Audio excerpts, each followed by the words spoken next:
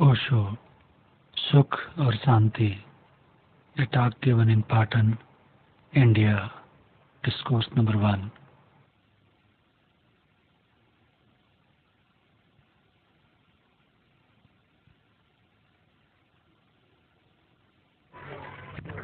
आत्मन,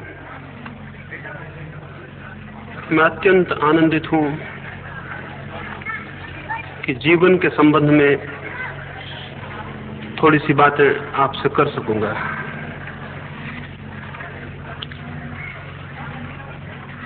मनुष्य के जीवन में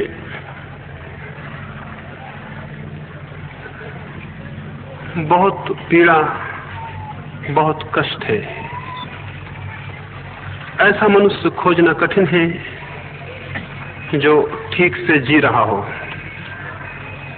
ऐसा मनुष्य भी खोजना कठिन है जो जीवन में आनंद का और धन्यता का अनुभव कर रहा हो। यदि हम अपने से पूछें या अपने पड़ोसी से पूछें तो ये ज्ञात करना कठिन होगा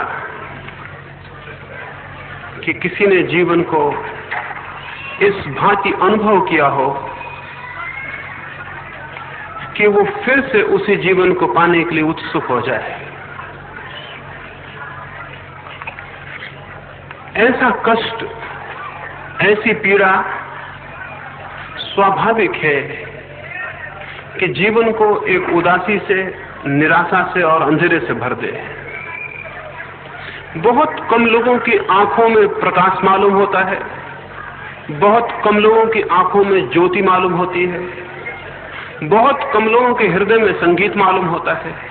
और तब ये स्वाभाविक ही है कि हम एक बोझ की भांति अपने जीवन को ढोते हों, और ये स्वाभाविक ही है कि हम जीवन के रस से वंचित रह जाएं, और जिसे हम जीवन समझें वो केवल मृत्यु का, एक लंबी मृत्यु का दूसरा नाम हो। मेरे देखने में हम धीरे धीरे मरते जाते हैं, और कोई भी विचार करेगा तो ये अनुभव करेगा कि जन्म और मृत्यु के बीच जिससे हम परिचित होते हैं वो जीवन नहीं बल्कि क्रमिक मृत्यु है, धीमी मृत्यु है। रोज हम मृत्यु की ओर विकसित होते चले जाते हैं, और हम चाहे कोई भी प्रयास करते हों, चाहे हम धन इकट्ठा करते हों या यश अर्जित करते हों या बहुत ज्ञान इकट्ठा कर लेते हों या त्याग और तपश्चर्या करते हों, लेकिन अंततः ऐसे बहुत कम धन्यभागी हैं जो जीवन के सत्य को अनुभव कर पाते हों। अधिक लोग केवल मृत्यु के मुंह में पहुंच जाते हैं। हमारी सारी यात्राएं, चाहे वे कितनी ही भिन्न दिशाओं में हों, अंततः मृत्यु की दिशा में ले जाने वाली सिद्ध हो जाती। मैं एक छोटी सी कहानी आपसे कहूं, उससे शायद मेरी बात समझ में पड़ सके। दमिश्क में एक बादशाह हुआ, बहुत बड़ा बादशाह था, बहुत संपत्ति थी, बहुत बड़ा साम्राज्य था। एक दिन सुबह ही उसने स्वप्न देखा भोर के समय कि मौत उसके सामने खड़ी है, और मौत ने उससे कहा कि आज सांझ को तुम ठीक जगह मुझे मिल जाना, मैं तुम्हें लेने आ रही हूं। मौत ने उस स्वप्न में उस बादशाह को कहा, आज ठीक जगह सांझ को मिल जाना, आ जाना ठीक जगह, मैं तुम्हें लेने आ रही हूं। नींद उसकी खुली, उसने नगर के विचारशील लोगों को बुलाया और पूछा कि ऐसा मैंने स्वप्न देखा है, क्या इसका अर्थ है? विचारकों ने कहा कि इसका अर्थ है कि आज सांझ आपकी मृत्यु आ जाएगी। राजा ने कहा फिर मैं क्या करूं? कुछ लोगों ने कहा कि इस महल को छोड़कर आप भाग जाएं, जितने दूर जा सके उतने दूर निकल जाएं। राजा के पास बड़ी तेज चाल से चलने वाला घोड़ा था। उस घोड़े पर सवार होकर वो राजा भागा। सांझ तक वो सैकड़ों मील दूर निकल गया। सूरज डूबने के समय एक बगीचे में जाके उसने शरण ली, निश्चिंतता से, ये सोचकर कि अब मृत्यु का कोई भय नहीं है, मैं काफी दूर निकल आया हूं। लेकिन वो घोड़ा बांध भी नहीं पाया था। मुंह फेरा और देखा मौत सामने खड़ी है। तो राजा ने कहा ये तो बड़ा धोखा दिया, मैं तो इतनी यात्रा किया दिन भर में तुमसे ही भागने को। मौत ने कहा कि यही जगह तो तुम्हारा मिलने का निश्चय था। तुमने इतनी यात्रा हमसे मिलने को की, यही ठीक स्थान है, यही ठीक समय है। इसी के लिए सुबह मैंने तुम्हें निमंत्रण दिया था कि ठीक जगह ठीक समय पर सांझ को मिल जाना। तुम ठीक जगह आ गए हो। उस राजा ने सोचा कि मैं भाग रहा हूं मृत्यु से, लेकिन अंततः पाया कि वो मृत्यु में पहुंच गया है। हम सारे लोग भी भागते हैं, शायद इस कल्पना में कि मृत्यु से बच जाएंगे और जीवन को अनुभव करेंगे, लेकिन अंततः पाते हैं कि मृत्यु के मुंह में पहुंच गए हैं और जीवन से वंचित रह जाते हैं। जीवन को अनुभव करना जीवन का उद्देश्य है। कोई पूछे कि जीवन का लक्ष्य क्या है, तो मैं कहूंगा जीवन को उसकी परिपूर्णता में अनुभव कर लेना। लेकिन बहुत कम लोग अनुभव कर पाएंगे, क्योंकि हमारी दिशाएं, हमारे प्रयत्न, हमारी चेष्टाएं, हमारी यात्रा करीब करीब जीवन की दिशा में नहीं है। हम मृत्यु की दिशा में ही चलते हैं। मृत्यु की दिशा में चलने से मेरा क्या प्रयोजन है वो मैं आपको कहूं। मृत्यु की दिशा में चलने का अर्थ है हम उन चीजों को इकट्ठा करें, उन चीजों को संग्रह करें, उन शक्तियों को खोजें और उनकी साधना करें जिन्हें मृत्यु नष्ट कर देने वाली हो। हम जो भी इकट्ठा करेंगे, जो भी संग्रह करेंगे या जो भी शक्ति उत्पादित करेंगे, यदि मृत्यु उसे छीन लेने को है तो हमारी सारी यात्रा व्यर्थ हो जाएगी और अंततः हम पाएंगे कि हाथ हमारे खाली हैं और हमारी कोई उपलब्धि नहीं है। हम जीवन में शरीर के लिए जो भी खोजते हैं, इकट्ठा करते हैं, वो शरीर के साथ ही समाप्त हो जाएगा। ये हमने बहुत बार सुना है। ये हमारे धर्म ग्रंथों ने, हमारे साधुओं ने, हमारे विचारशील लोगों ने बार बार कहा है कि शरीर के लिए हम जो भी इकट्ठा करेंगे वो शरीर के साथ ही छिन जाने वाला है। लेकिन फिर भी शरीर के अतिरिक्त और किसके लिए हम खोजें, किसके लिए प्रयास करें, उसका भी हमें दर्शन नहीं हो पाता। इसलिए ये बात केवल विचार हो के मन में रह जाती है, लेकिन जीवन में कोई क्रांति नहीं बन पाती, कोई आंदोलन हमारे हृदय में पैदा नहीं हो पाता। ये आंदोलन न पैदा होने का कोई कारण है, उस कारण के संबंध में भी आपसे मैं बात करूं और कैसे हम उस आंदोलन से गुजरकर एक आमूल परिवर्तन से स्वयं के सत्य को और जीवन के अर्थ को अनुभव कर सकते हैं, उस संबंध में भी बात करना चाहूंगा। हम सारे लोग कष्ट को तो अनुभव कर पाते हैं, लेकिन दुख को अनुभव नहीं कर पाते। साधारणतः हम कष्ट को और दुख को एक ही बात समझ लेते हैं, लेकिन कष्ट और दुख बड़ी अलग अलग बातें हैं। कष्ट के अनुभव का अर्थ है किसी अभाव का अनुभव, भोजन न हो, वस्त्र न हो, बीमारी हो या और कोई बात हो, तो जीवन में कष्ट का अनुभव होता है। लेकिन कष्ट का अनुभव दुख का अनुभव नहीं है। कष्ट का अनुभव होगा तो हम सुख की खोज करेंगे, उस कष्ट को मिटाने की चेष्टा करेंगे, और अधिकतम लोग कष्ट के अनुभव के कारण सुख की खोज करते हैं, धन की खोज करते हैं, यश की खोज करते हैं। ये कष्ट के अनुभव की उत्प्रेरणाएं हैं जिनसे हम सुख की खोज में जाते हैं। जिन लोगों को दुख का अनुभव होगा वे सुख का नहीं बल्कि सत्य का अनुसंधान करेंगे। जिन लोगों को दुख का अनुभव होगा वे लोग सुख का नहीं बल्कि आनंद का अनुसंधान करेंगे, और सुख और आनंद के अनुसंधान में दिशा का बुनियादी भेद है। महावीर को या बुद्ध को कष्ट का कोई अनुभव नहीं था, सब उनके पास था, जो भी सुख हो सकते थे उनके पास थे, इसलिए कष्ट की तो कोई प्रतीति नहीं हो सकती थी। फिर भी कोई बहुत गहरे दुख का उन्हें बोध हुआ। जब तक गहरे दुख का बोध न हो तब तक जीवन की खोज बहुत गहरे में प्रवेश नहीं कर पाती, और हम सारे लोग अधिकतर कष्ट को ही अनुभव करके समाप्त हो जाते हैं, दुख को अनुभव नहीं कर पाते। कष्ट का संबंध शरीर से होता है, दुख का संबंध आत्मा से होता है। जब कोई गहरी पीड़ा अनुभव हो और ऐसा प्रतीत हो कि जिस जीवन को मैं जी रहा हूं उसमें कोई भी अर्थ नहीं है, कोई मीनिंग नहीं है, उसमें कोई सार्थकता नहीं है। रोज सुबह उठाने में, रोज सांझ सो जाने में, या कुछ संपत्ति इकट्ठी कर लेने में, या कोई बड़ा मकान बना लेने में। आज सांझ को हम आपके गांव के खंडहर देखने गए, तो वहां मैंने कहा कि इन खंडहरों को देखने के बाद अगर ये ख्याल न उठता हो कि हम जिन मकानों को बना रहे हैं वो भी खंडहर हो जाएंगे, तो इन खंडहरों को देखना हमारा सार्थक नहीं हुआ। मुझे कहा कि हजारों वर्ष पुराने खंडहर हैं, बड़े सुंदर हैं, बहुत मेहनत उन लोगों ने उन्हें बनाने के लिए की होगी, और जिन्होंने उन्हें बनाया होगा अपने जीवन की पूरी शक्ति उनमें लगा दी होगी। अपने जीवन की पूरी शक्ति को लगाकर उन्होंने उन भवनों को, उन पत्थरों को खोदा होगा और बनाया हो। लेकिन आज हम उन्हें जमीन से निकाल के विचार करते हैं वो कितने पुराने हैं। जिन लोगों ने उन्हें बनाया वे लोग उन्हें बनाने में नष्ट हो गए होंगे। जिन लोगों ने उन्हें निर्मित किया वे उन्हें निर्मित करने में ही जीवन को अपने समाप्त कर लिए होंगे।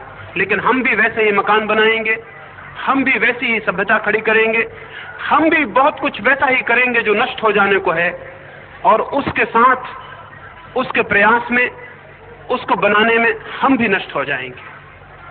जीवन को अनुभव करने के लिए जरूरी है कि ये बोध हमारे भीतर हो, ये विचार हमारे भीतर सजग हो कि सामान्यतः जिसे हम जीवन की तरह जीते हैं उसका कोई अंत अथवा आत्यंतिक रूप से कोई अर्थ हो सकता है, कोई उपलब्धि हो सकती है, वो कहीं पहुंचाएगा या नहीं पहुंचाएगा। सारे सुख मिल जाएं, सारी व्यवस्था मिल जाए, तो भी मेरे भीतर कोई संगीत उत्पन्न होगा या नहीं होगा, मुझे कोई ऐसी कृतार्थता अनुभव होगी या नहीं कि मैं कहीं पहुंच गया और मैंने कुछ पा लिया। और अगर मृत्यु भी मेरे द्वार पर खड़ी हो जाए तो भी मेरे भीतर एक संपदा होगी जो मृत्यु भी छीन नहीं सकेगी। जब तक ऐसी संपदा का अनुभव न हो जिसे मृत्यु भी छीनने में असमर्थ है, तब तक जानना चाहिए कि हमने जीवन व्यर्थ खोया। हमने जीवन के भीतर से कोई सार, कोई अनुभव, कोई उपलब्धि हम प्राप्त नहीं कर सके। सिकंदर यहाँ भारत आया और जब वो यहाँ से भारत से वापस लौटता था तो उसे एक बात याद आई। जब वो यूनान से हिंदुस्तान की तरफ यात्रा पर आया था तो कुछ मित्रों ने उसे कहा था कि भारत से एक सन्यासी को लेते आना। भारत से जाते समय बहुत सी संपत्ति लूट कर वो ले जा रहा था। उसने सोचा एक सन्यासी भी ले चले, यूनान में लोग देखना चाहेंगे और प्रसन्न होंगे देखकर।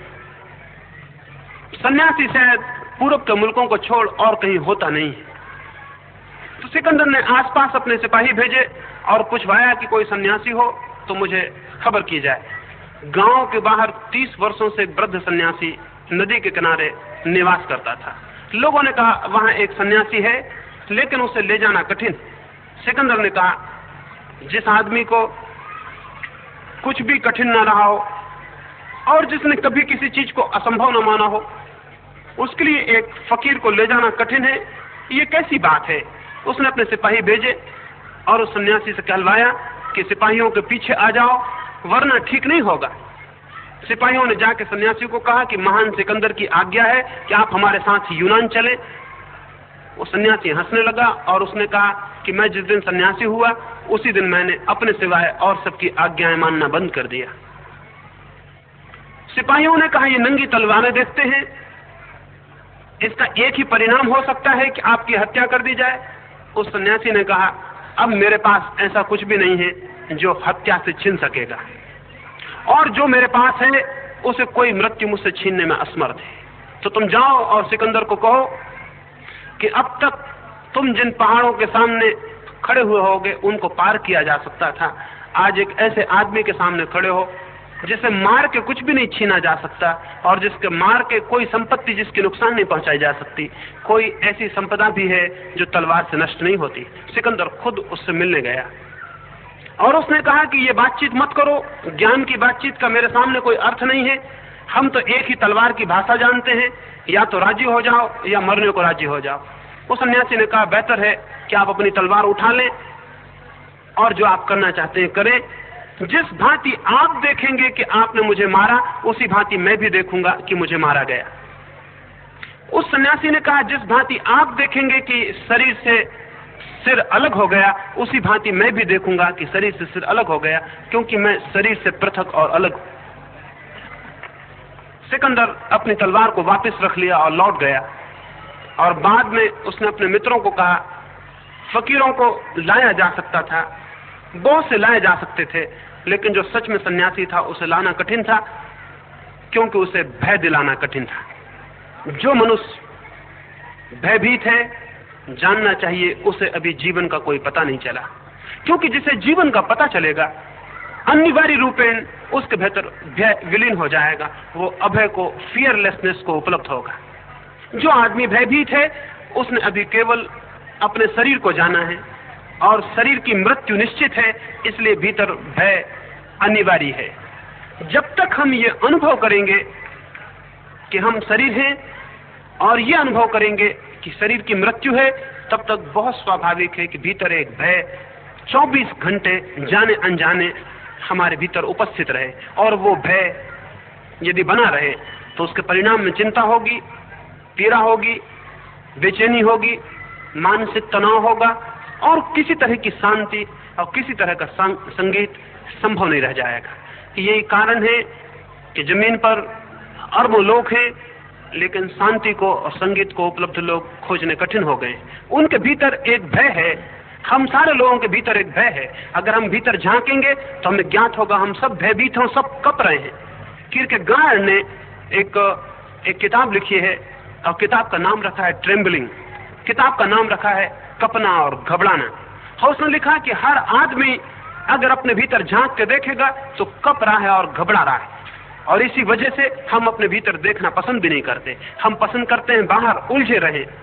कोई आदमी दुकान में उलझा रहे, कोई आदमी किसी और काम में उलझा रहे, कोई आदमी मंदिर में उलझा रहे, कोई आदमी धन कमाने में उलझा रहे, कोई आदमी यश कमाने में उलझा रहे, लेकिन हम बाहर उलझे रहे, कहीं भीतर के कपते हुए मनुष्य का, घबराई हुई चेतना का हमें पता न चल जाए। इसलिए हम एकांत से भी डरते, अकेले में हम नहीं रहना चाहेंगे।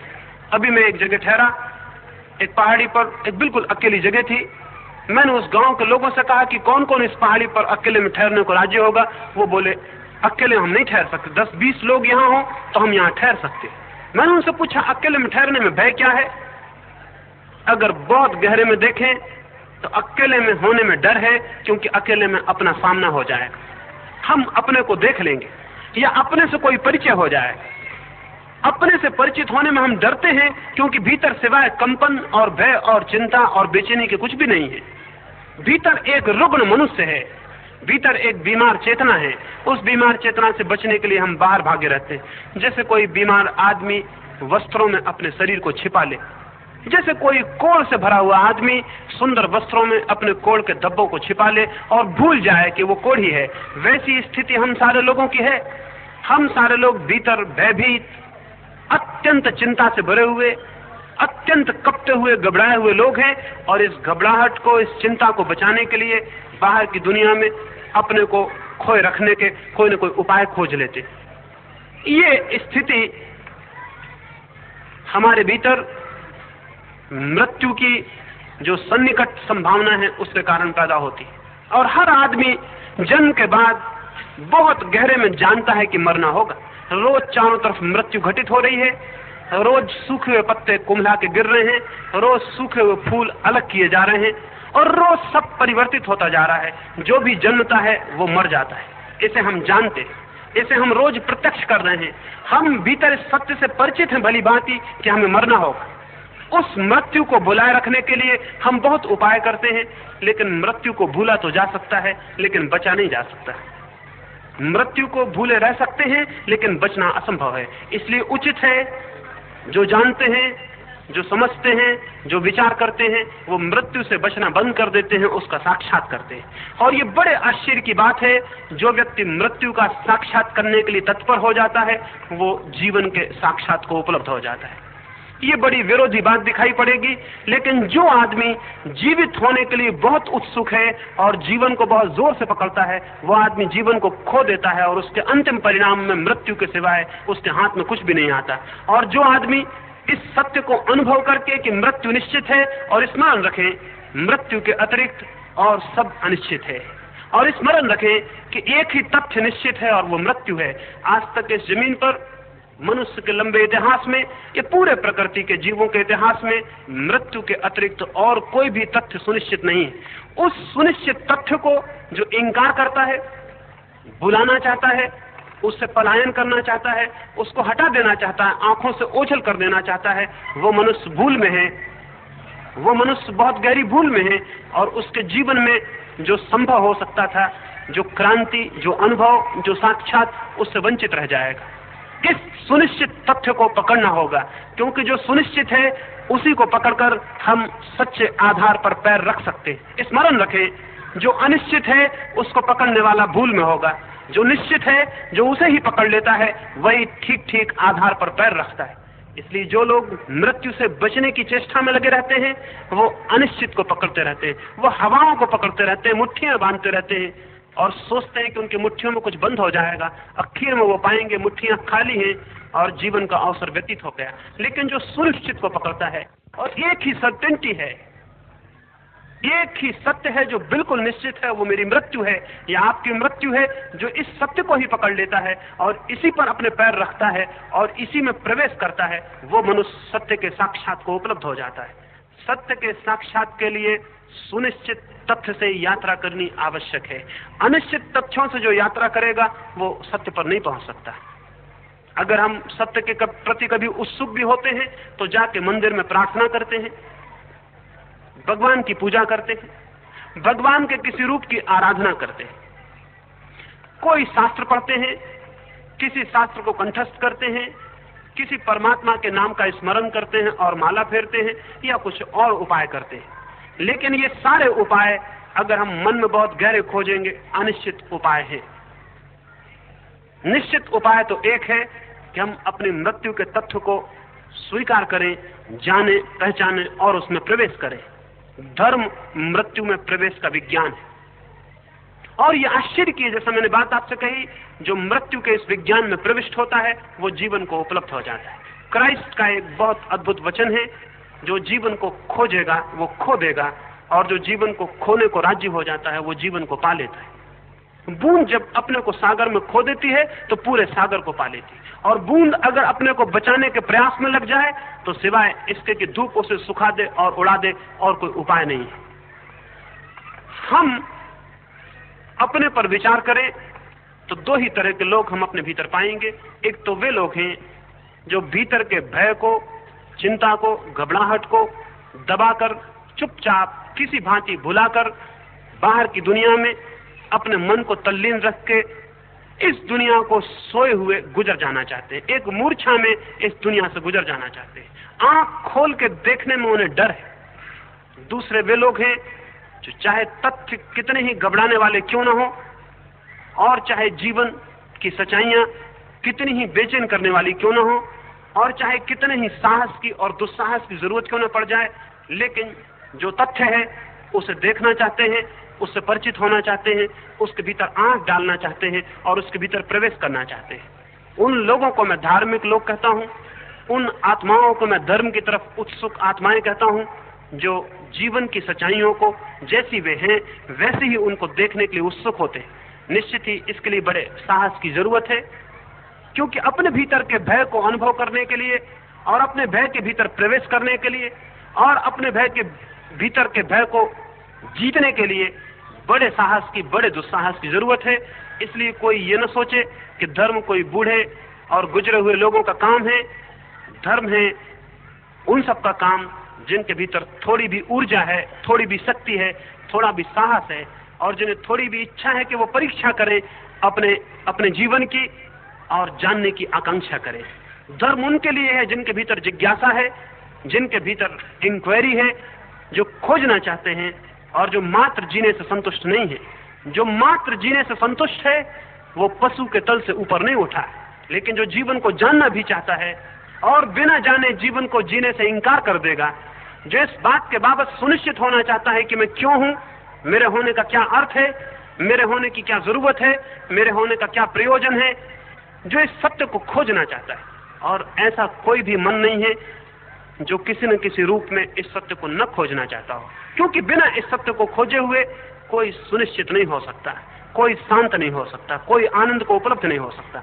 हम सारे लोग ही, चाहे दिशाएं हमारी गलत हों, किसी सुनिश्चित भूमि को खोजने के लिए लगे हुए। चाहे कोई धन खोज रहा हो, चाहे कोई और कुछ खोज रहा हो, लेकिन हमारी खोज बहुत गहरे में इसी बात के लिए है कि हम कोई ऐसी चीज पालें जो हमसे छीनी ना जा सके, हम कोई ऐसा आधार पालें जो हमारे पैर के नीचे से हटाया ना जा सके, हम कोई ऐसी सुनिश्चित भूमिका पर खड़े हो जाएं जो नष्ट ना हो सके। हम किसी न किसी रूप में कोई अमृत बिंदु पाना चाहते हैं और मृत्यु के ऊपर उठना चाहते हैं। लेकिन हम जो भी उपाय करेंगे वे उपाय ऐसे हैं कि मृत्यु उन्हें झूठा कर देती, मृत्यु उन्हें नष्ट कर देती है। लाहौर के पास नानक एक गांव में गए, उनकी कहानी मुझे बड़ी प्रीतिकर है। वे गांव में ठहरे, उस गांव में जो सबसे बड़ा धनपति था उसने आके नानक के पैर छुए और नानक से कहा कि मेरे पास बहुत धन है, बहुत धन है, मेरा कोई पुत्र नहीं, मैं इस सारे धन को धर्म के काम में लगा देना चाहता हूं। नानक ने उसे नीचे से ऊपर तक देखा और उसने कहा, पहली तो बात तुम यही समझ लो कि धन का और धर्म का कोई संबंध नहीं है। तुम्हें अगर यह ख्याल है कि तुम्हारे पास बहुत धन है तो पहली तो यही अयोग्यता हो गई तुम्हारे धर्म को जानने की। और फिर जैसा मैं तुम्हें देखता हूं, मुझे लगता है तुम बिल्कुल निर्धन आदमी हो, तुम्हारे पास कुछ भी नहीं। उस आदमी ने कहा, मेरे कपड़ों पर न जाएं, मैं सीधा साधा आदमी हूं लेकिन धन मेरे पास बहुत है, आप आज्ञा दें तो मैं दिखाऊं कि मेरे पास क्या है। नानक ने कहा, तुम जब मानते नहीं तो मैं छोटा सा काम तुम्हें देता हूं, इसे तुम कर लेना, फिर कोई बड़ा काम होगा तो मैं जरूर बताऊंगा। अगर ये काम हो गया तो बड़ा काम भी बताऊंगा, क्योंकि मुझे साबित हो जाएगा कि तुम्हारे पास शक्ति है, संपत्ति है। और नानक ने एक कपड़ा सीने की छोटी सी सुई निकाल के उस आदमी को दी और कहा, इसे संभाल के रख लो और जब हम दोनों मर जाएं तो इसे वापस कर देना। वो आदमी बहुत हैरान हुआ होगा, नानक ने भी कैसी पागल बात कही, कैसे पागलपन की बात कही, मरने के बाद सुई को कैसे वापस किया जा सकेगा। माना कि सुई बहुत छोटी चीज है, मान लिया कि इससे और छोटी चीज खोजनी कठिन, लेकिन मौत के पार इसको ले जाना असंभव। पर वहां और भी लोग थे और उन सब के सामने नानक से कुछ कहना ठीक न समझ के वो आदमी वापस लौट गया। रात उसने मित्र इकट्ठे किए, उनसे पूछा, उनसे कहा कि मैं अपनी पूरी संपत्ति लगाने को राजी हूं, कोई रास्ता हो कि मैं सुई को पार ले जा सकूं, ताकि नानक के सामने ये सिद्ध हो जाए कि मेरे पास संपत्ति थी, मेरे पास शक्ति थी। मित्रों ने कहा, और सब हो जाए तुम्हारी संपत्ति से, इस सुई को मृत्यु के पार ले जाना कठिन, कुछ भी नहीं ले जाया जा सकता, मौत सब छीन लेगी। असल में मुट्ठी कैसी भी बांधी जाए, मुट्ठी इस पार रह जाएगी और मौत सब छीन लेगी। दूसरे दिन सुबह 4 बजे, जबकि कोई भी नहीं था, नानक के पास जाके उस आदमी ने सुई वापस कर दी और कहा कि मुझे क्षमा करें, मेरी संपत्ति की यह सामर्थ्य नहीं। तो नानक ने कहा, फिर तुम्हारी संपत्ति किस मूल्य की है और क्या उसका अर्थ है? जिस चीज को मृत्यु छीन लेगी, तुम उसी से मृत्यु से बचने की कोशिश में लगे हो तो भूल में हो। जिस चीज को मृत्यु छीन लेती है, उसी से हम मृत्यु के विरोध में अगर किला बना रहे हो तो हम पागल हैं। और जो मृत्यु नष्ट कर देगी, उसके ही द्वारा हम अपने भीतर सुनिश्चित होना चाहते हो और एक आधार खोजना चाहते हो, अमृत आधार खोजना चाहते हो, तो हम गलती में। नानक ने कहा, संपदा वही है जिसे मृत्यु जलाने में असमर्थ हो, जो मृत्यु की लपटों से बच जाए, वही केवल संपत्ति है। और निश्चित ही वही संपत्ति है जो छीनी ना जा सके। जो छीनी जा सके वो संपत्ति नहीं है, क्योंकि तब आप संपत्तिशाली नहीं है, केवल संपत्ति के आवरण में छिपे हुए दरिद्र भिखारी हैं। संपत्ति के वस्त्र हैं और भीतर भिखारी खड़ा हुआ है। और आज इसी वक्त आप भिखारी किए जा सकते हैं, संपत्ति छीनी जा सकती है, और मृत्यु तो निश्चित भिखारी कर देगी। और ये भी स्मरण रखें कि जो आदमी जितनी ज्यादा संपत्ति इकट्ठी करता जाता है, उतना ही उसका भिखमंगापन बढ़ता चला जाता है और उसकी मांग बढ़ती चली जाती है और उसका इकट्ठा करने का ख्याल बढ़ता चला जाता है। 5 हो तो 10 चाहिए, 10 हो तो 1000 चाहिए, 1000 हो तो और कुछ चाहिए। उसकी भिक्षा का कोई अंत नहीं है, उसकी भीख का कोई अंत नहीं है। एक हिंदू सन्यासी अमेरिका में था और हमेशा अपने को बादशाह कहता था। जब भी कोई पूछता तो अपने को हमेशा बादशाह कहता। अमेरिका का प्रेसिडेंट 1920 में उससे मिलने आया। अमेरिका के प्रेसिडेंट ने उससे कहा कि ये कैसी बात है कि तुम अपने को बादशाह कहते हो, तुम्हारे पास लंगोटी की सिवाय कुछ भी नहीं है। तो सन्यासी ने कहा कि इसलिए अपने को बादशाह कहता हूं क्योंकि मेरी कोई मांग नहीं है, मैं भिखारी नहीं हूं, मेरी इस दुनिया से कोई भी मांग नहीं है, और मैं उन लोगों को भिखारी कहूंगा जिनकी इस दुनिया से बहुत मांग है, और जिसकी जितनी बड़ी मांग है वो उतना बड़ा भिखारी। संपत्ति को हम कितना ही खोजें, हमारा भिखमंगापन मिटता नहीं है, केवल ढक जाता है। संपत्ति के वस्त्रों में, यश के वस्त्रों में, बड़े पद के वस्त्रों में, बड़ी महत्वाकांक्षाओं में हम भूल जाते हैं कि हम भिखारी हैं, लेकिन भिखारी भीतर जिंदा रहता है। जरा ही हम अपने वस्त्रों को फाड़ कर देखें, हम पाएंगे भीतर भिखारी मौजूद है, कप रहा है, घबरा रहा है, उसके पास कोई संपदा नहीं है, वो बिल्कुल निर्धन है। इसलिए ये देखने में आया, मनुष्य के अनुभव में आया कि ऐसे संपदाशाली हमने देखे जिनके पास कुछ भी नहीं था, और ऐसे भिखमंगे देखे जिनके पास सब कुछ था। बुद्ध एक गांव में गए, उस गांव के राजा ने अपने वजीरों से सलाह ली कि बुद्ध आते हैं तो मैं उनका स्वागत करने गांव के बाहर जाऊं या न जाऊं। उनके एक वजीर ने कहा, आपका जाना शोभा युक्त नहीं है। एक भिखमंगा गांव में आता हो और एक बादशाह उसका स्वागत करने जाए, ये बात कुछ ठीक नहीं। ये बात उस दरबार का जो पहरेदार था, एक बूढ़ा पहरेदार था, गरीब आदमी, वो ये बात सुन के हंसने लगा। तो उस राजा ने उससे पूछा कि तुम हंसे क्यों? ये बात अशोभन थी, शिष्टाचार के विरोध में थी कि एक दरबान हंस दे राज दरबार की बात सुन के। उस बूढ़े आदमी ने कहा, मुझे हंसी आ गई। मुझे हंसी इसलिए आ गई कि जो आ रहा है उसके पास बहुत संपत्ति है, और आप जो सोच रहे हैं कि मैं राजा हूं, मैं कैसे उसके स्वागत को जाऊं, आप भ्रांति में हैं और गलती में। अगर मुझसे पूछते हैं तो धनवान वो है और निर्धन आप, और उचित है कि आप जाएं और उस दिखने वाले निर्धन का स्वागत करें जो कि वस्तुतः धनवान है। राजा ने पूछा, ऐसा तुमने किस हिम्मत से कहा? तो उस बूढ़े आदमी ने कहा कि जो तुम्हारे पास है उससे बहुत ज्यादा उनके पास था, लेकिन वो उनको व्यर्थ दिखाई पड़ा। वो उन्हें व्यर्थ दिखाई पड़ा, उसमें उन्हें संपदा नहीं मालूम हुई, संपदा कहीं और दिखाई पड़ी। उसकी वो खोज में गए और उसको पाके लौट रहे हैं। अब उनकी खोज समाप्त हो गई है, अब उन्हें पाने को कुछ भी शेष नहीं रह गया। संपत्ति केवल वही है जिसे पाने के बाद फिर पाने को कुछ शेष न रह जाए, और जो संपत्ति पाने से और संपत्ति की आकांक्षा बढ़े वो संपत्ति नहीं है, विपत्ति है। जिससे और भिखमंगापन बढ़ता चला जाए वो कोई उपलब्धि नहीं है, वो कोई पाना नहीं है, वो कोई प्राप्ति नहीं है। प्राप्ति वो है जिसे पा लेने पर फिर और पाने का प्रश्न न रह जाए। अगर मुझे प्यास लगे और मैं पानी पीऊं और पानी पीने से और प्यास बढ़ती चली जाए, तो उस पानी को हम पानी कहेंगे, या कि उसे और प्यास को बढ़ाने वाली बीमारी कहेंगे? पानी तो वही है जिसे मैं पीऊं और मेरी प्यास बुझ जाए। क्राइस्ट एक गांव से गए, उन्हें प्यास लगी, उन्होंने एक कुएं पर पानी भरती एक स्त्री से कहा कि मुझे पानी पिला दो। उस स्त्री ने उन्हें देखा, वो दूसरे गांव के थे, दूसरी जाति के थे। उसने कहा, क्षमा करें, हम दूसरी गांव के, दूसरी जाति के लोगों को पानी नहीं पिलाया करते। तो क्राइस्ट हंसने लगे और उसने कहा कि पागल, तू जो पानी पिलाएगी उस पानी को पी लेने के बाद फिर प्यास लगाती, लेकिन एक पानी हम भी पिलाते हैं जिसको पिलाने के बाद फिर कोई प्यास नहीं लगती। तो तेरे बहुत सस्ते पानी के बदले में हम उस पानी की बात भी तुझे बता देंगे, उसके मार्ग, उसकी चर्चा भी करेंगे, जिसको पी लेने के बाद फिर कोई प्यास नहीं लगती। ऐसा पानी है जिसे पीने के बाद फिर प्यास नहीं लगती, और ऐसी संपदा है जिसे पाने के बाद फिर और संपदा पाने का ख्याल नहीं रह जाता, और एक ऐसा जीवन है जिसे पाने के बाद मृत्यु का भय विलीन हो जाता है। उसको पाने का मार्ग धर्म है। तो धर्म से मेरा अर्थ कोई जैन, हिंदू, मुसलमान, ईसाई से नहीं है। धर्म से मेरा अर्थ है जीवन के सत्य को पाने का मार्ग। एक दौड़ जो हमें बाहर ले जाती है वो कभी भी हमें उस तक नहीं पहुंचा पाती, उस संपदा तक जिसकी मैं बात कर रहा हूं।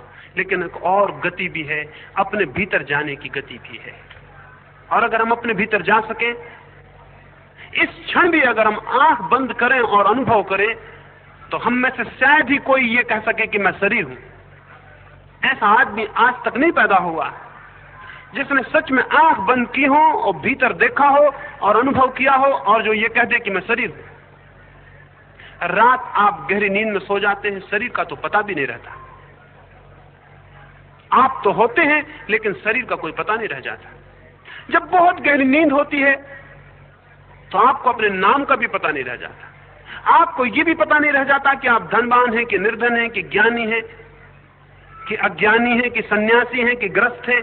आप कौन है इसका भी पता नहीं रह जाता। आप तो होते हैं लेकिन ये सारी बातें ऊपर छूट जाती हैं। आप किसी भीतर के केंद्र पर पहुंच जाते हैं जहां इनकी कोई भी खबर नहीं।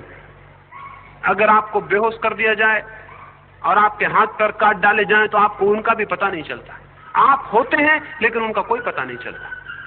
मनुष्य का होना उसके शरीर के होने से भिन्न है। मनुष्य की सत्ता, जीवन की सत्ता उसकी देह की सत्ता से बहुत भिन्न और बहुत ऊपर और बहुत पृथक बात है। यदि हम भीतर चलें, और भीतर हम तभी चल सकते हैं जब हमें ये एक भ्रम हमारा टूट जाए कि बाहर कुछ पाने जैसा है। जिस आदमी का ये भ्रम कायम है कि मैं बाहर कुछ पालूंगा, इसको मैं संपत्ति का भ्रम कहता हूं, चाहे वो संपत्ति किसी रूप की हो। जिस आदमी को ये भ्रम कायम है कि बाहर मैं कुछ पालूंगा, वो भीतर की यात्रा नहीं कर सकता। ये भ्रम टूटना चाहिए, और ये भ्रम टूट सकता है। अगर हम आंख खोलें और चारों तरफ जीवन को देखें तो ये भ्रम टूट सकता है।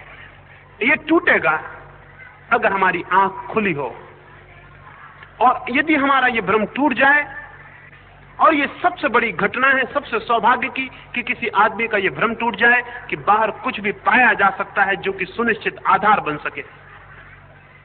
चारों तरफ आप देख रहे हैं, बाहर का सब पाना छूट जाता है, मनुष्य रिक्त नष्ट हो जाता है। ये अगर आपके मन में गहरा प्रविष्ट हो जाए तो बाहर की दौड़ एक नया रूप, एक नई दिशा ले लेती है। और वो दौड़ और दिशा ये होती है कि मैं अपने भीतर खोजूं। यदि बाहर कोई भी उपाय नहीं है सत्य को, सच्चाई को, वास्तविक को, सुनिश्चित को, अमृत को या अनंत को पाने का, तो मैं भीतर झांकूं। दो ही तो दिशाएं हैं, एक तो बाहर का जगत है और एक भीतर जगत है। बाहर का भ्रम टूट जाए तो भीतर की यात्रा शुरू होती। याज्ञवल्क्य एक ऋषि हुआ, छोड़कर जा रहा था घर को। बहुत धन उसने इकट्ठा किया था, बहुत बड़ा विवादी था, बहुत बड़ा पंडित था, बहुत बड़े बड़े विवाद उसने जीते, बहुत बड़े बड़े पुरस्कार जीते, और उसने अपने आश्रम में बहुत सोने के अंबार लगा दिए। विवाद में उसकी अद्भुत कुशलता थी, पांडित्य उसका बड़ा था, जहां भी गया वहीं से विजयी होकर लौटा। लेकिन जीवन के अंत में उसे पता चला कि इस विजय के धोखे में बहुत बड़ी हार हो गई। एक विवाद से लौट रहा था, तब उसे ज्ञात हुआ। एक बहुत बड़े राजा ने एक बहुत बड़ा विवाद आयोजित किया था और कहा था कि जो पंडित वहां इकट्ठे पंडितों के सारे प्रश्नों के उत्तर दे देगा, उसे 1000 गौएं जिनके सींगों पर स्वर्ण मढ़ा था और जिनके ऊपर वस्त्र डाले गए थे, जिनमें हीरे मोती लटकाए गए थे, वो उसे भेंट में मिल जाएंगी। वो 1000 गौएं उस राजा ने द्वार पर खड़ी कर रखी थी राजमहल के। लाखों रुपए उन गौओं पर लटका दिए गए थे और हजारों पंडित पूरे देश से इकट्ठे हुए थे। उन पंडितों के बीच किसी की हिम्मत भी ना थी कि खड़ा हो और कहे कि मैं दावा करता हूं विवाद में प्रतियोगी होने का। याज्ञवल्क्य सबसे पीछे पहुंचा, उसके साथ उसका एक शिष्य था। उसने द्वार पर जाकर कहा कि देखो गौएं धूप में खड़े खड़े थक गई हैं, पहले तुम इन्हें घर ले जाओ, विवाद हम बाद में कर लेंगे। उसने कहा पहले तुम इन्हें घर ले जाओ, पुरस्कार पहले ले जाओ, विवाद हम बाद में कर लेंगे, ऐसा आश्वस्त था। और उसका शिष्य गौएं खदेड़ कर घर ले गया और सारे पंडित देखते खड़े रह गए कि उनकी हिम्मत न हो रही थी कि कौन प्रतियोगी हो। और यह आदमी पीछे आया, उसने गौएं पहले भेज दी और उसने राजा से कहा चिंता ना करें, विवाद हम बाद में जीत लेते हैं। विवाद जीत के वो घर लौटा। लेकिन घर लौट के उसे एक अद्भुत कुछ बात ख्याल में आई। उसे लगा कि कितना ही मैं विवाद जीत लूं, सत्य का तो मुझे पता नहीं। विवाद तो मैं जीत आया लेकिन सत्य का मुझे पता नहीं। और धन तो मैंने बहुत बटोर लिया, लेकिन उस धन की मुझे आज तक कोई सुगंध भी नहीं मिली जो मुझसे छीना ना जा सके। घर पहुंचते पहुंचते वो उदास हो गया। उसकी पत्नी ने पूछा, उसकी 2 पत्नियां थीं, उन्होंने पूछा कि इतने उदास क्यों हो। उसने कहा उदासी का कारण है जीवन चुका जा रहा है और मैं व्यर्थ विवाद जीतने में उसे नष्ट कर रहा हूं। और सत्य का मुझे कोई पता नहीं है, और जीवन रिक्त होता जा रहा है और मैं धन बटोर रहा हूं और वास्तविक धन का मुझे कोई पता नहीं। मौत द्वार पर आई जाती है और अभी मेरे हाथ खाली हैं। तो आज मैं जाता हूं उसकी खोज में जो कि वास्तविक है, उसकी तलाश में जो कि सत्य है, उसके अनुसंधान में जो कि वास्तविक संपदा है। उसने अपनी सारी संपत्ति को दोनों पत्नियों में बांट दिया। पहली पत्नी ने वो संपत्ति स्वीकार कर ली, वो बहुत प्रसन्न हुई, बहुत संपदा थी। लेकिन दूसरी पत्नी ने कहा, तुम देते हो इसी कारण संपदा मेरे लिए व्यर्थ हो गई। उसने पूछा क्यों? उसने कहा कि जब तुम इसे छोड़कर जा रहे हो तो मुझे समझ में आ गया कि इसमें कुछ पाने जैसा नहीं है। तुम्हारे पास ये संपदा थी और अगर इससे कुछ मिल सकता तो तुम्हें मिल गया होता। तुम चूंकि छोड़ कर जाते हो, मेरे लिए भी व्यर्थ हो गया। तो क्या उचित न होगा कि मैं भी उसका अनुसंधान करूं जो कि संपदा से भी ऊपर है? अगर हम जीवन में आंख खोलकर देखेंगे तो हमें दिखाई पड़ेगा वास्तविक मनुष्य का अनुसंधान उसके लिए है जो संपदा से ऊपर है, जो कि वास्तविक संपदा है। और बाहर की दिशाओं में कहीं भी उसकी कोई उपलब्धि न कभी हुई है और न कभी होगी। बाहर की दिशाओं में वो है ही नहीं, भीतर है, मनुष्य के जीवन के केंद्र पर है, परिधि पर नहीं है। उसका जो केंद्रीय स्वरूप है वहां है। जिनने वहां झांका है उन्होंने कभी अस्वीकार नहीं किया कि वहां नहीं है, और जिन्होंने बाहर खोजा है उनमें से एक ने भी कभी कहा नहीं कि वहां है। पूरे मनुष्य जाति के अनुभव को आप अकेले गलत नहीं कर सकेंगे, कोई आदमी नहीं कर सका है। मैं या आप कोई भी अपवाद नहीं हो सकते हैं। 5-6 हजार वर्ष का ज्ञात अनुभव है, उसके पहले और हजारों वर्षों का अज्ञात अनुभव है। बाहर की दिशा में किसी भी मनुष्य को कभी भी कोई आनंद, कोई अमृत की उपलब्धि नहीं हुई है, और जिनको हुई है उन्हें भीतर की दिशा में हुई। इसलिए धर्म को मैं परम विज्ञान कहता हूं। उससे ज्यादा सुनिश्चित और कोई विज्ञान नहीं है, क्योंकि उसका कोई अपवाद आज तक उपलब्ध नहीं हुआ, कोई एक्सेप्शन आज तक धर्म का उपलब्ध नहीं हुआ है। आज तक धर्म की अनुभूति बहुत सुनिश्चित आधारों पर खड़ी है। वो पहला बुनियादी आधार है जिसकी मैंने आपसे चर्चा की। बाहर जो संपदा है वो थोथी है और झूठी है, भीतर एक संपदा है जो कि वास्तविक है। लेकिन उसकी खोज में पहला सूत्र होगा कि बाहर से हमारा भ्रम टूट जाए। एक डिसइल्यूजनमेंट की जरूरत है, बाहर से हमारा भ्रम खो जाए। बाहर का भ्रम खो जाए तो भीतर की यात्रा शुरू हो जाती है। किसी मंदिर में जाने की उतनी जरूरत नहीं है, सवाल है बाहर के भ्रम के टूट जाने का। जिसके बाहर का भ्रम टूट गया वो जहां भी हो वहीं मंदिर में प्रवेश हो जाएगा, और जिसके बाहर का भ्रम नहीं टूटा है वो मंदिर में हो या कहीं भी हो, वो किसी न किसी रूप में जगत में और संसार में ही बैठा रहेगा, उसका मंदिर में प्रवेश नहीं हो सकता।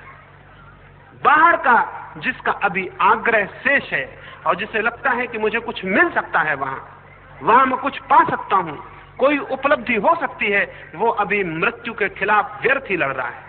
अभी उसकी खोज व्यर्थ और क्षुद्र की तरफ है, अभी वो विराट की तरफ और अनंत की तरफ नहीं जा सकेगा। तो सबसे बड़ा सौभाग्य है कि बाहर की खोज व्यर्थ हो जाए। बहुत पीड़ा होगी, बहुत दुख होगा, हाथ खाली हो जाएंगे और सब होते हुए भी कुछ भी मालूम नहीं होगा। बहुत उदासी आएगी, बहुत संकट मालूम होगा, बहुत संताप में चित्त घिर जाएगा। लेकिन ये संताप, ये अतृप्ति, ये उदासी, ये घबराहट, ये बेचैनी ही उस द्वार में प्रवेश देती है जहां की इस सब का विनाश हो जाता है और हम शांति को और सत्य को और संपदा को उपलब्ध होते हैं। कोई पूछे कि बाहर का भ्रम अगर टूट गया तो भीतर जाने के लिए क्या करेंगे? मेरे अनुभव में बड़ा अद्भुत सी बात आती है। अगर बाहर का भ्रम टूट जाए, सिर्फ बाहर का भ्रम टूट जाए, तो आप पाएंगे कि आप भीतर पहुंच गए। भीतर जाने के लिए कुछ भी नहीं करना होता, क्योंकि भीतर कोई यात्रा के लिए जगह नहीं है, भीतर तो आप हैं। अगर बाहर का पूरा भ्रम टूट जाए तो आप एक झटके में, एक क्रांति की तरह, एक विस्फोट की तरह पाएंगे कि आप भीतर खड़े हैं। भीतर आप निरंतर खड़े रहे हैं, लेकिन बाहर आंखें भटकती रही हैं। इसलिए भीतर जाने की, भीतर पहुंचने की, भीतर की यात्रा का प्रारंभ नहीं हो पाया। जैसे कोई आदमी सोया हो, सपने देख रहा हो, यहां सोए पाटन में, और सपने देख रहा हो दूर नगरों के। सपनों में सोचे कि इतनी दूर निकल आया हूं, वापस कैसे जाऊंगा, और कोई उसे हिला दे और जगा दे और वो पाए कि वो पाटन में है और दूर नहीं था। वैसे ही हमने बाहर की यात्रा की है, मन में, कल्पनाओं में, विचारों में। हम भीतर मौजूद हैं अभी भी। कोई कहीं भी हो, वो अपने भीतर को खो नहीं सकता, वो अपने अंतसत्व को खो नहीं सकता, वो अपने स्वरूप को खो नहीं सकता।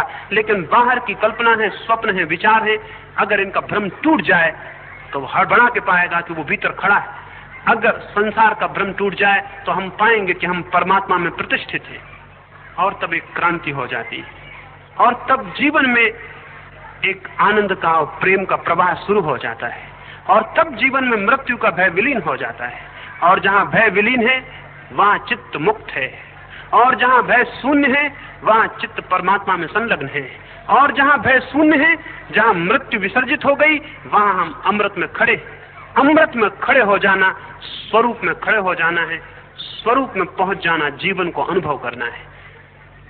इस जीवन को यदि हम अनुभव न करें तो हम गलते हैं और धीरे धीरे मरते हैं। इसे मैं जीवन कहने को राजी नहीं हूं।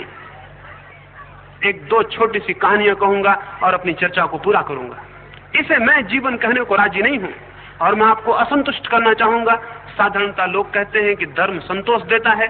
मैं कहता हूं कि धर्म बहुत गहरा असंतोष है। संतोष तो उसके बाद में उपलब्ध होगा। प्राथमिक रूप से तो धर्म बहुत गहरा डिसकंटेंट है, बहुत गहरा असंतोष है। तो मैं तो असंतोष देना चाहता हूं। साधारणतः लोग कहते हैं धर्म आनंद देता है, और मैं तो चाहता हूं कि पहले दुख उपलब्ध हो तो आनंद उपलब्ध होगा। ये जीवन का दुख अनुभव में आए। इसलिए मैं कहना चाहूंगा, जिसे आप जीवन समझते हैं वो जीवन नहीं है, वो एक लंबी मौत है। हम धीरे धीरे मरते जा रहे हैं।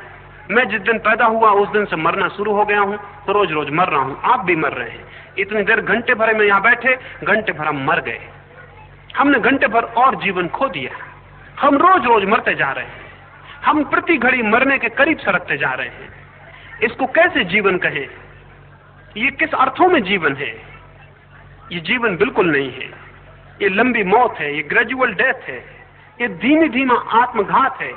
बहुत धीमा हो रहा है, इसलिए ज्ञात नहीं होता है। अंत में जब सारी शक्ति चुक जाती, हम पाते हैं कि मर गए।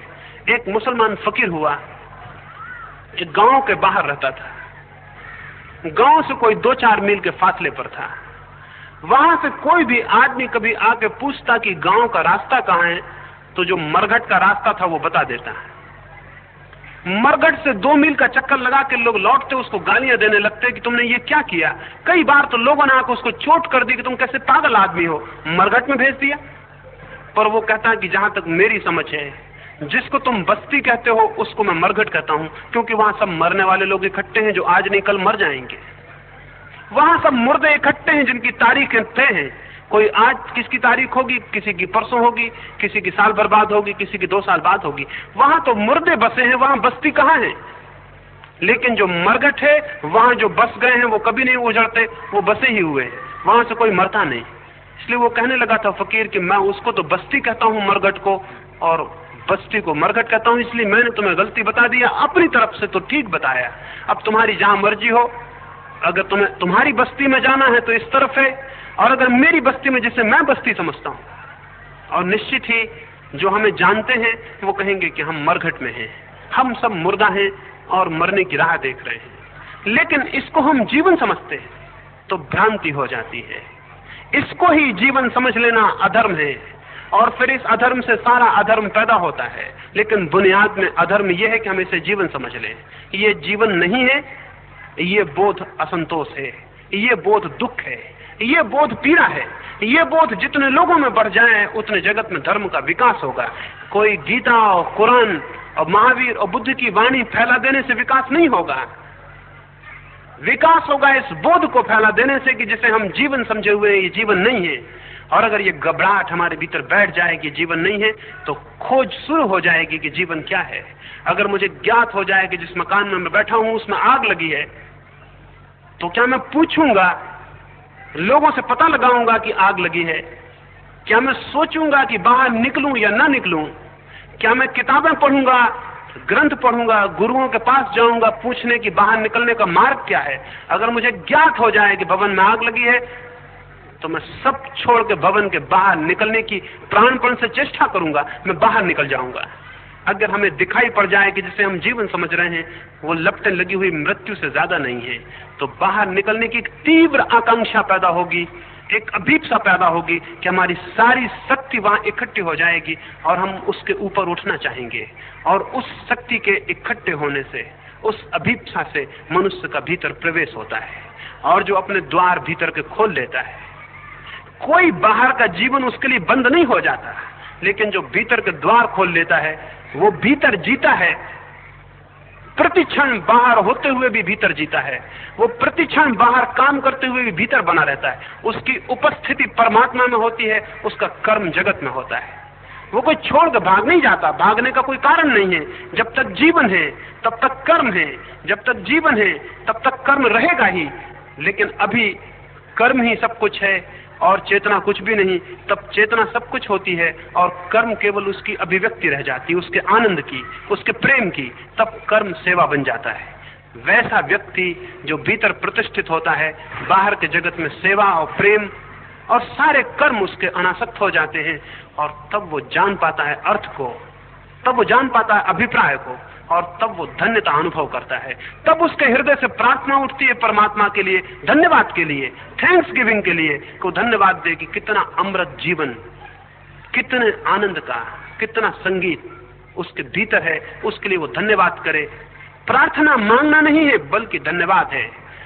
धन्यवाद है उसके लिए जो मिला है, धन्यवाद उसके लिए जो मैं हूं। तो धार्मिक चेतना धन्यवाद करती है, और जो चेतना धन्यवाद नहीं कर पाती वो चेतना व्यर्थ है। उसने कुछ पाया नहीं, इसलिए धन्यवाद का कोई मौका नहीं है। जिस चेतना में ग्रेटिट्यूड नहीं मालूम होगा, और मालूम भी कैसे होगा, कृतज्ञता कैसे मालूम होगी जब तक कि मुझे लगे ही ना कि मेरे पास कुछ है। उस कुछ की प्रेरणा पैदा होनी चाहिए, प्यास पैदा होनी चाहिए। जो जहां है, जैसा भी है, अपने भीतर के जगत के प्रति एक उत्सुकता जागनी चाहिए। और इसका कोई धर्म से संबंध नहीं है, किसी संप्रदाय से संबंध नहीं है, किसी मंदिर और मस्जिद से संबंध नहीं है, क्योंकि मंदिरों ने, मस्जिदों ने, धर्मों ने, संप्रदाय ने तो मनुष्य को परमात्मा से तोड़ने के लिए और दीवारें खड़ी कर दी, मनुष्य को मनुष्य तोड़ दिया। इसका संबंध तो मनुष्य के आंतरिक स्वरूप से है, उस वास्तविक धर्म से है जो सभी धर्मों का प्राण है, उस वास्तविक सत्य से है जो कि जिनने कभी भी कुछ जाना है उन सब की अनुभूति में प्रकट हुआ है। परमात्मा करे ऐसा असंतोष अनुभव हो आपको, ऐसी पीड़ा अनुभव हो, भवन में लगी हुई लपटें आपको ज्ञात हों, और बाहर की तरफ आप आंख खोल के देखने में समर्थ हो सके, ताकि बाहर का भ्रम टूट जाए, वास्तविक संपत्ति की खोज शुरू हो और व्यर्थ की संपत्ति व्यर्थ दिखाई पड़ने लगे। ये कामना करता हूँ।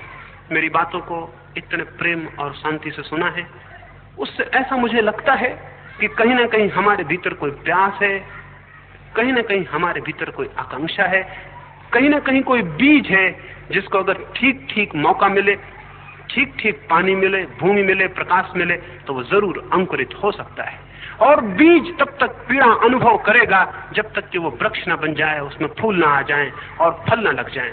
पर मनुष्यों के बीज नष्ट हो जाते हैं और उनमें बहुत कम में फूल लग पाते हैं, फल लग पाते हैं। महावीर या बुद्ध या कृष्ण और क्राइस्ट इसी तरह के मनुष्य हैं जिनके बीज पूरे हो गए और जिनमें फूल लगे और फल लगे और जिनसे गंध फैली और सुवास फैली और उनका जीवन एक नृत्य बन गया और एक संगीत बन गया और हजारों लोगों के हृदय में भी उसकी प्यास जगी।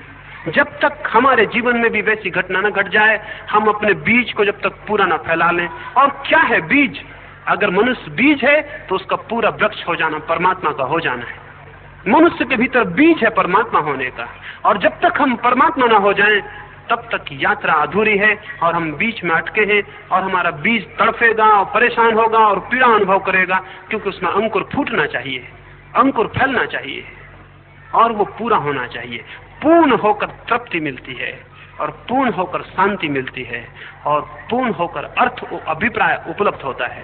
परमात्मा करे उस पूर्णता की तरफ प्यास को जगाए, परमात्मा करे उस पूर्णता की तरफ हमारे असंतोष को जगाए, उसकी कामना करता हूं। और मेरी बातों को इतने प्रेम और शांति से सुना है उसके लिए बहुत बहुत धन्यवाद करता हूं। सब तरफ अपने मन को खोलें और जहां से भी प्यास को जगाने को कुछ भी आ सके उसे आने दें और जहां से भी आपके बीच को बेचैन करने को और आंदोलित करने को कुछ आ सके उसे आने दें। मन के द्वार खोलें। हम सबके द्वार मन के बंद हैं और कुछ भी उसमें आना बंद हो गया है। उसे खोलें और मन के भीतर आने दें। जगत ही, संसार का अनुभव ही हमारे भीतर उस उत्कंठा को पैदा करता है जो परमात्मा तक ले जाती है। अंत में सबके भीतर बैठे परमात्मा को प्रणाम करता हूं। प्रभु करे सबके भीतर के बीज विकसित हों, परमात्मा तक पहुंचे।